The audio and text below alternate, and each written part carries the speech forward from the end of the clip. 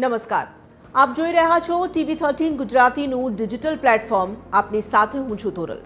આપણા બંધારણે આપણને કેટલાક અધિકારો આપ્યા છે અને તેમાં શિક્ષણ અને આરોગ્યનો પણ ઉલ્લેખ કરવામાં આવ્યો છે. પણ સાંપ્રતમાં શિક્ષણ અને આરોગ્યના વધી રહેલા પ્રશ્નો વિશે કોણ જાણતું નથી? શિક્ષણ અને આરોગ્યની મુશ્કેલીઓ પર અનેક વખત ઉઠતા સવાલો પર વારંવાર ચર્ચા થતી આવી છે અને લોકોનો અસંતોષ પણ સામે આવી ચૂક્યો છે. પણ સામાન્ય જનતાને સાંભળે છે કોણ? આજે આ મુદ્દો ફરી એક વખત એટલા માટે સામે આવ્યો છે. સંઘ પ્રમુખે આ મુદ્દા પર કરી છે ટકોર કે આરોગ્ય અને શિક્ષણ પહેલા સેવા હતી, જે હવે ધંધો બની ચૂક્યો છે.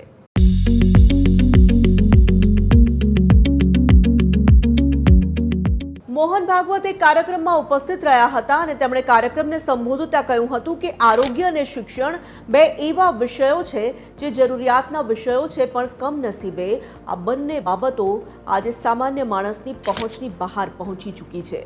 આ બંને સેવાઓ આજે સામાન્ય જનતા માટે નાણાકીય ક્ષમતાની પહોંચની બહાર નીકળી ગઈ છે, જે સુલભ નથી રહી અને સસ્તી પણ નથી જ રહી.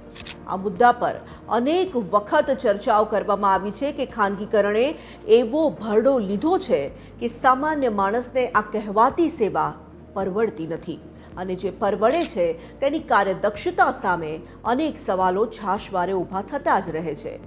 ભાગતા દોડતા શહેરો અને રાજ્યોમાં દિવસે ને દિવસે વધતો વિકાસ, પણ વિકાસની સાચી પરિભાષા નથી ભૂલાઈ રહી. મોટી મોટી ઇન્ટરનેશનલ કક્ષાની શાળાઓ અને હોસ્પિટલ્સ તો બની ગઈ છે, પણ તે મધ્યમ વર્ગને પણ ન પોસાય તેવી છે.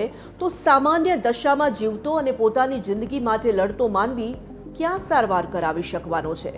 પૈસાદાર લોકોને જ પોસાય તેવી વૈભવી શાળાઓ અને હોસ્પિટલ સામે કોઈને વાંધો ન હોઈ શકે, પણ શું સારું શિક્ષણ અને યોગ્ય સારવાર મેળવવાનો અન્યોનો અધિકાર નથી? બધી જ જગ્યાઓનું ખાનગીકરણ થઈ રહ્યું છે અને તેના કારણે સેવા તો ક્યાંય બચી જ નથી, બધે જ વ્યાપારીકરણ થઈ ચૂક્યું છે. સરકારી શાળાઓ અને હોસ્પિટલની ખસ્તા હાલત છે, તેના તરફ જાણે કે દુર્લક્ષ સેવાઈ રહ્યું છે. શાળા છે તો શિક્ષક નથી, શિક્ષક તો ઓછા છે, હોસ્પિટલ છે તો બિલ્ડિંગ જર્જરિત છે, બિલ્ડિંગ સારી છે તો ડોક્ટર્સ નથી, ડોક્ટર્સ છે તો જે તે રોગોના સ્પેશિયાલિસ્ટ નથી મળતા, અને એ પણ હોય ત્યાં સાધનોથી સજ્જ હોસ્પિટલ્સ નથી. અંતરિયાળ ગામડાઓમાં જે પરિસ્થિતિ છે તેને આપણે ક્યાં નથી જાણતા. મહિલાને પ્રસૂતિની પીડા ઉપડે અને તેને ગામમાં હોસ્પિટલના અભાવે બીજા ગામ લઈ જવામાં આવે અને તેમાં પણ જે વરવી પરિસ્થિતિ જોવા મળે તે તો આપણે અનેક વખત જોઈ ચૂક્યા છીએ.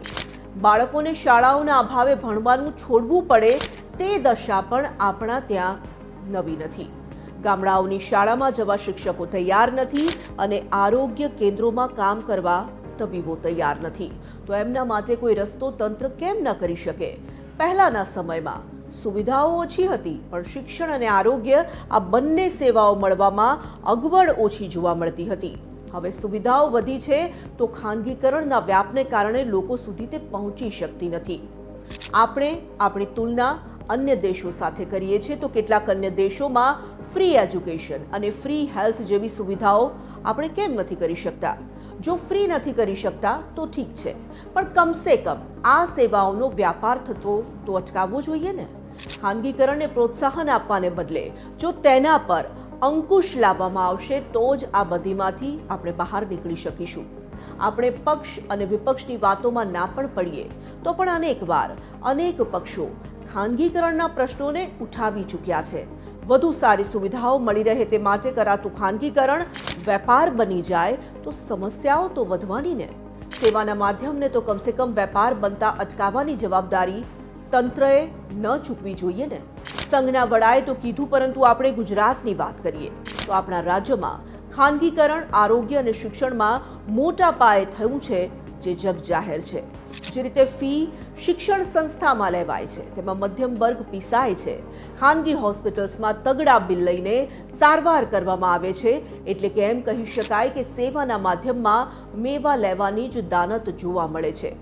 આની અગાઉ અનેક વખત ટીકા થઈ ચૂકી છે, પરંતુ સંઘ પ્રમુખના નિવેદન બાદ તંત્ર ઉપર પ્રેશર આવશે કે કેમ એ પણ એક સવાલ છે.